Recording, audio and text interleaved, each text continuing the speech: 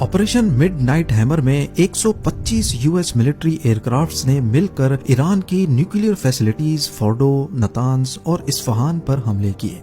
21 जून 2025 रात 2 बजे के करीब 7 B-2 स्पिरिट बॉम्बर्स मेडिटेरेनियन सी की तरफ से इजराइल और इराक के ऊपर से होते हुए ईरान में घुसे और ईरान की न्यूक्लियर साइट्स पर हमला किया। इन हमलों के बाद पूरी दुनिया की नजर ईरान की जवाबी कार्रवाई पर टिकी थी। पूरे मिडिल ईस्ट में 2 दर्जन से ज्यादा यूएस बेसेस मौजूद हैं और खदशा जाहिर किया जा रहा था कि ईरान इनमें से किसी भी बेस को निशाना बना सकता है। और फिर 2 दिनों के बाद वही हुआ।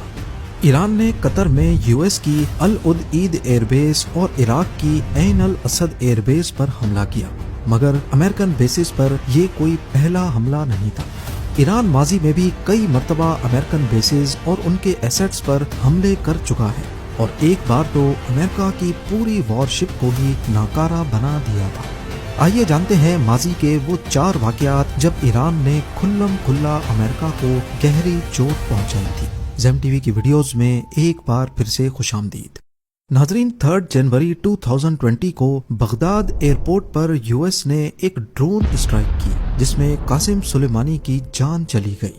वो सिर्फ ईरान के एक जनरल नहीं थे बल्कि सुप्रीम लीडर खमेनी के सबसे भरोसेमंद आदमी और मिडिल ईस्ट के चेस बोर्ड का सबसे ताकतवर मोहरा भी थे।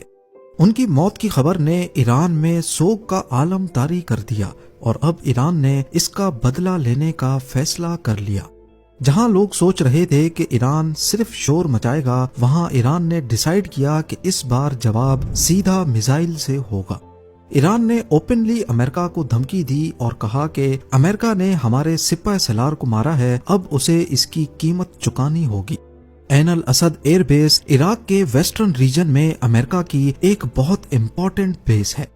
इस हमले के सिर्फ 6 दिनों के बाद 8 जनवरी 2020 को रात 1:20 पे दर्जनों फातेह और कयाम बैलिस्टिक मिसाइल्स आसमान में नजर आए और वो अमेरिकन एयरबेस पर आग की तरह बरस पड़े।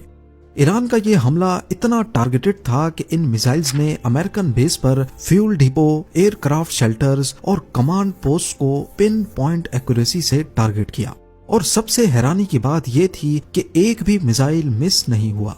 अमेरिका को पहले से इंटेलिजेंस मिल चुकी थी, सोल्जर्स बंकर में चले गए थे, लेकिन मिसाइल ने बेस का बुरा हाल कर दिया। हैंगर्स, रनवेज, बैरेक्स सब खाक में मिल गए। पहले तो यूएस ने बोला कि कोई कैजुअल्टी नहीं हुई, लेकिन बाद में पता चला 100 से ज्यादा अमेरिकन सोल्जर्स को ट्रॉमेटिक ब्रेन इंजरीज हुई हैं। उनका नर्वस सिस्टम हिल गया था, कई सोल्जर्स की आंखों के सामने अंधेरा छा गया और कई बेहोश हो गए।